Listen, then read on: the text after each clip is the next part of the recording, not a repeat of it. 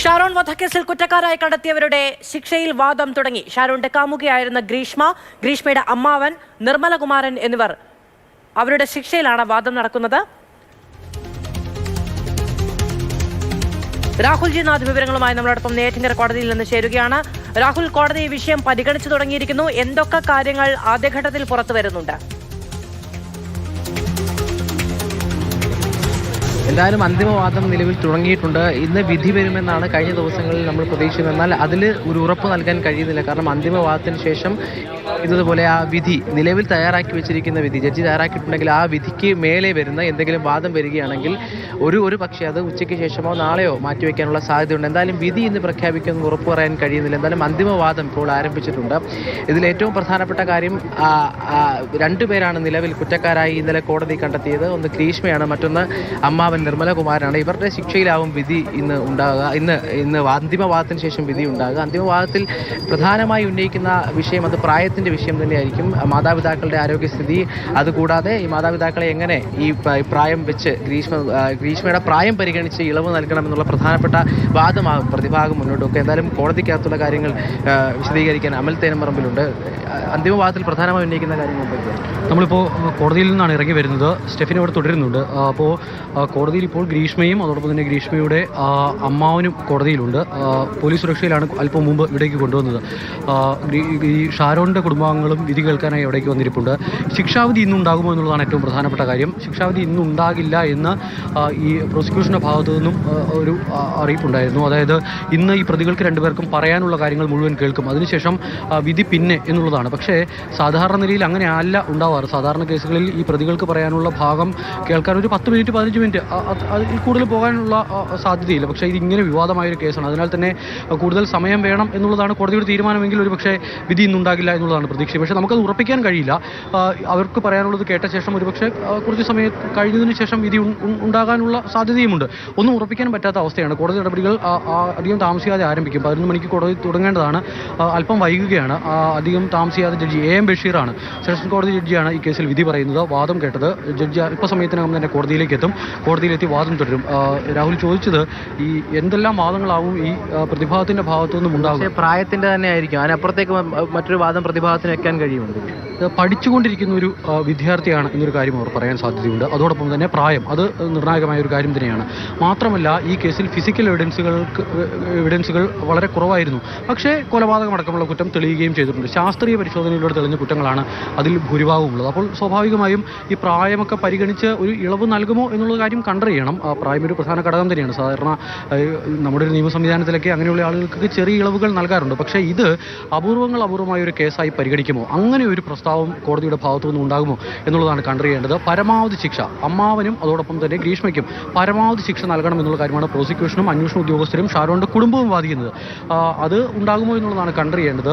ഈ ചില കീഴ്ക്കോടതികളിൽ നിന്നൊക്കെ ഒരുപക്ഷെ വധശിക്ഷ ഉൾപ്പെടെയുള്ള ശിക്ഷകൾ ഒരുപക്ഷെ വന്നേക്കാം. പക്ഷേ അത് മുകളിലേക്ക് പോകുമ്പോൾ നിലനിൽക്കുമെന്നൊരു പ്രശ്നം കൂടിയുണ്ട്. അപ്പോൾ അതെല്ലാം പരിഗണിച്ചുകൊണ്ടാകും ഈ കോടതിയുടെ ഒരു നിലപാടുണ്ടാകുക. അല്പസമയത്തിനകം തന്നെ ഈ പ്രതികൾക്ക് പറയാനുള്ള ഭാഗം കോടതി കേട്ടു തുടങ്ങും. കോടതി നടപടികൾ അധികം താമസിയാതെ ആരംഭിക്കും എന്നുള്ളതാണ് മനസ്സിലാക്കുന്നത്. മുൻപ് കഴിഞ്ഞ ദിവസം ഒരു കുറ്റക്കാരെ പറ്റി പറഞ്ഞപ്പോൾ അമ്മ കുറ്റവിമുക്തയാകുന്ന ഒരു സാഹചര്യം ഉണ്ടായിരുന്നു. അപ്പോൾ പ്രോസിക്യൂഷനകത്ത് വലിയ സംശയങ്ങൾ ഉന്നയിച്ചു.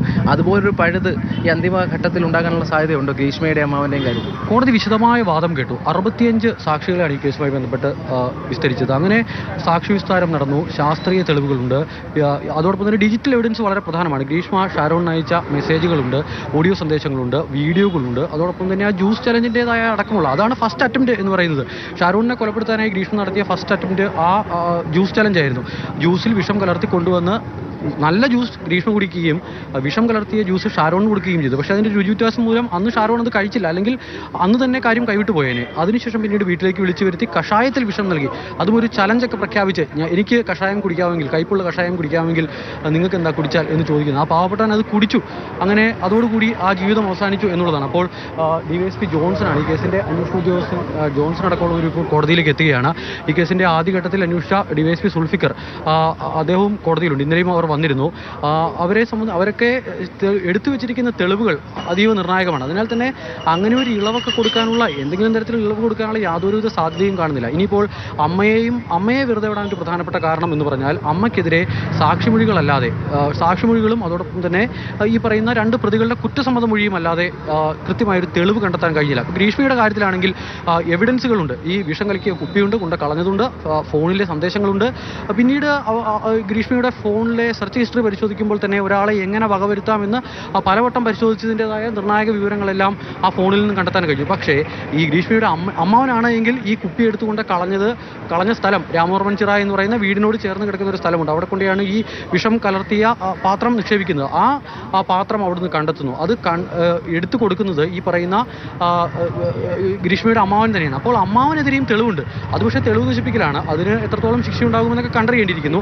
ഇപ്പോൾ ഇത്രയും കാലം അവർ ജയിലിൽ കിടന്നതാണ്. അതിൻ്റെ ഒരു പരിഗണന കിട്ടണം. മാത്രമല്ല കീടനാശിനി ഗ്രീഷ്മയ്ക്ക് വാങ്ങി നൽകിയതും നിർമ്മലകുമാരൻ തന്നെയാണ് എന്നുള്ളതല്ലേ ഇപ്പോൾ ലഭിക്കുന്ന വിവരം എന്ന് പറയുന്നത്, ഈ അന്വേഷണത്തിൽ വ്യക്തമാക്കിയത്. അപ്പോൾ ഈ കൊലപാതകം നടക്കും എന്നത് സംബന്ധിച്ചുള്ള വിവരങ്ങൾ മുൻകൂറായി തന്നെ ഈ കുടുംബത്തിലുള്ള എല്ലാവർക്കും അറിയാമായിരുന്നു എന്നുള്ളതുണ്ടോ, അതോ സംശയത്തിന്റെ ആനുകൂല്യം ആ കാര്യത്തിൽ മുഴുവനായി കിട്ടിയിട്ടുണ്ടോ അമ്മയ്ക്കൊപ്പം തന്നെ അമ്മാവനും? അത് തന്നെയാണ് ഷാരോണിന്റെ കുടുംബവും ആരോപിക്കുന്നത്. അതായത് ഈ കൊലപാതകത്തിന്റെ പിന്നിലുള്ള ഗൂഢാലോചനയിൽ മാതാപിതാക്കൾ പങ്കെടുത്തു. കാരണം നേരത്തെ അമൽ സൂചിപ്പിച്ചതുപോലെ ഈ ജ്യൂസ് ചലഞ്ചും പിന്നീട് ഏറ്റവും ഒടുവിൽ ഗ്രീഷ്മ നടത്തുന്ന ശ്രമവും തമ്മിലുള്ള ദിവസങ്ങൾ വ്യത്യാസമുണ്ട്. അതുകൊണ്ട് തന്നെ ഇവർക്ക് കൃത്യമായ അറിവുണ്ടായിരുന്നു എന്നുള്ളത് തന്നെയാണ് ഏറ്റവും പ്രധാനപ്പെട്ട കാര്യം.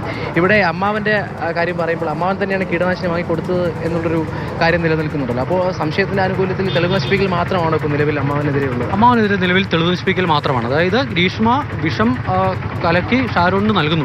ഷാരോൺ അത് കുടിച്ചവിടെ നിന്നും പോകുന്നു. അതിനുശേഷം ആശുപത്രിയിലാകുന്നു. അപ്പോൾ ഇതൊരു പ്രശ്നമായി എന്ന് ഗ്രീഷ്മയ്ക്ക് നല്ല ബോധ്യമുണ്ടാകുന്നു. അതിനുശേഷം ഈ കുപ്പി എവിടെയെങ്കിലും ഉപേക്ഷിക്കണം, തെളിവ് നശിപ്പിക്കണം. അതിന് അമ്മാവൻ്റെ സഹായം തേടി എന്നുള്ളതാണ്. അമ്മാവനോട് ഈ കാര്യങ്ങളെല്ലാം പറയുന്നു. അമ്മാവൻ ഈ കുപ്പി അവിടെ നിന്നും എടുത്തുകൊണ്ടുപോയി മറ്റൊരു സ്ഥലത്ത്, നിർമ്മലകുമാരൻ നായർ മറ്റൊരു സ്ഥലത്ത് ഈ രാമവർമ്മൻ ചിറ എന്ന് പറയുന്ന വീടിനോട് ചേർന്നുള്ളൊരു ചതുപ്പാണ്, അവിടെ കൊണ്ട് ഉപേക്ഷിക്കുന്നത്. ആരും കണ്ടെത്തില്ല, അല്ലെങ്കിൽ ഇതോടുകൂടി കഴിഞ്ഞു എന്നാണ് വിചാരിച്ചിരുന്നത്. പക്ഷേ പോലീസിൻ്റെ കൃത്യമായ ഇടപെടലിലൂടെ ഇതെന്താണ് എന്ന കാര്യം മനസ്സിലാക്കാൻ കഴിഞ്ഞു.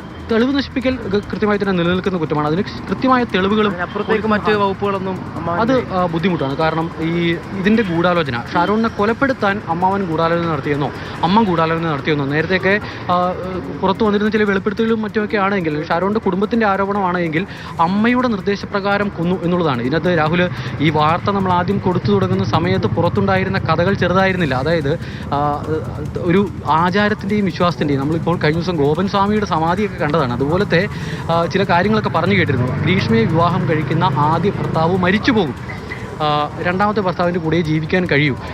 അതുകൊണ്ട് ഒരാളെ അമ്മ പറഞ്ഞതനുസരിച്ച് കേട്ടോ, ജാതകത്തിലൊക്കെ പറഞ്ഞിട്ടുണ്ടെന്നാണ് അന്ന് പറഞ്ഞു കേട്ടിരുന്ന കഥ. അങ്ങനെ ഈ ഷാരോണിനെ കൊണ്ട് താലി കെട്ടിപ്പിക്കുന്നു. അങ്ങനെ ഷാരോൺ താലി കെട്ടിയ ഒരാൾ അപ്പോൾ ആദ്യ ഭർത്താവായല്ലോ. അപ്പോൾ അവരുടെ മരണം ഉറപ്പാക്കിയാൽ രണ്ടാമത്തെ ഭർത്താവിൻ്റെ കൂടെ സുഖമായി ജീവിക്കാം. അങ്ങനെയൊക്കെ ചെയ്തതാണ് ഒരു വിശ്വാസത്തിൻ്റെ പുറത്തുണ്ടായ, ദുരാചാരത്തിൻ്റെ പുറത്തുണ്ടായ ഒരു പ്രശ്നം എന്നുള്ള നിലയ്ക്കാണ് ആദ്യം ഇത് അവതരിപ്പിക്കുന്നത്. പിന്നീടാണ് ഇതിൻ്റെ സത്യാവസ്ഥ പുറത്തേക്ക് വരുന്നതും എന്താണ് കഥ എന്നുള്ള കാര്യവും പുറത്തേക്ക് വരുന്നത്. അതിനു മുൻപ് അന്തരീക്ഷത്തിലുള്ള കഥയായിരുന്നു. രണ്ടും ഈ ഗോപൻ സ്വാമിയും നെയ്യാറ്റിൻകരയാണ്, അതോടൊപ്പം തന്നെ ഈ പറയുന്ന ഗ്രീഷ്മയും നെയ്യാറ്റിൻകരയാണ്. അതുകൊണ്ട് ഇതിൻ്റെ കഥ എന്താണെന്ന് അതൊന്ന് പുറത്തു വരാൻ കുറച്ച് വൈകിയിരുന്നു. പക്ഷേ അന്വേഷണ ഉദ്യോഗസ്ഥരുടെ കൃത്യമായ ഇടപെടൽ എന്ന് പറയുന്നത് നിർണായകമായിരുന്നു. അവർ തെളിവുകൾ കൃത്യമായി നിരത്തി. ഈ കേസിൻ്റെ വാദം നടക്കുന്ന ഈ കേസിൻ്റെ ചോദ്യം ചെയ്യാനായി ഗ്രീഷ്മയെയും അമ്മയെയും വിളിപ്പിക്കുന്ന ഒരു ഘട്ടമുണ്ട്.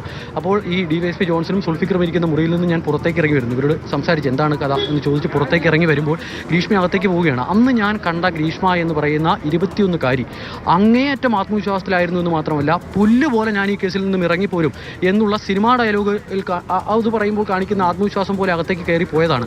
പക്ഷേ ചോദ്യം ചെയ്യൽ ഒരു മണിക്കൂർ 1.5 മണിക്കൂർ പിന്നിട്ടപ്പോൾ പൊട്ടിക്കരഞ്ഞുകൊണ്ട് അത് പോലീസിന്റെ നിർണായകമായ വഴിത്തിരിയലുകൾ ഉണ്ടായ ഒരു കേസാണ് ഇത്. അവിശ്വസനീയമായ ഒരു കേസായിരുന്നു. 22 വയസ്സുള്ള ഒരു പെൺകുട്ടി 23 വയസ്സുള്ള കാമുകനെ ഒഴിവാക്കാൻ, ജീവിതത്തിൽ നിന്ന് തന്നെ ഒഴിവാക്കാൻ വേണ്ടി ഉണ്ടാക്കിയ ഗൂഢാലോചന എത്രത്തോളമാണ് എന്നുള്ളത്. പക്ഷേ ഇന്നിപ്പോ വിധി പറയുന്നത് ഇന്നുണ്ടാകില്ല എന്നുള്ള വിവരമാണ് വരുന്നത്. ഇപ്പോൾ കോടതിയിൽ നിന്ന് വരുന്ന ഏറ്റവും പുതിയ വിവരം, മറ്റ് കേസുകൾ കേട്ട ശേഷം പരിഗണിക്കാം എന്നുള്ളതാണ് കോടതി ഇന്ന് പറഞ്ഞത്. ഈ വാദം കേൾക്കുന്നത് ഉൾപ്പെടെയാണെങ്കിലും ഈ ഗ്രീഷ്മ കേസിൽ വാദം കേൾക്കുന്നത് മറ്റ് കേസുകൾ പരിഗണിച്ച ശേഷം മാത്രമേ ഉണ്ടാവുകയുള്ളൂ എന്നുള്ളത് കോടതി അറിയിച്ചിട്ടുണ്ട്.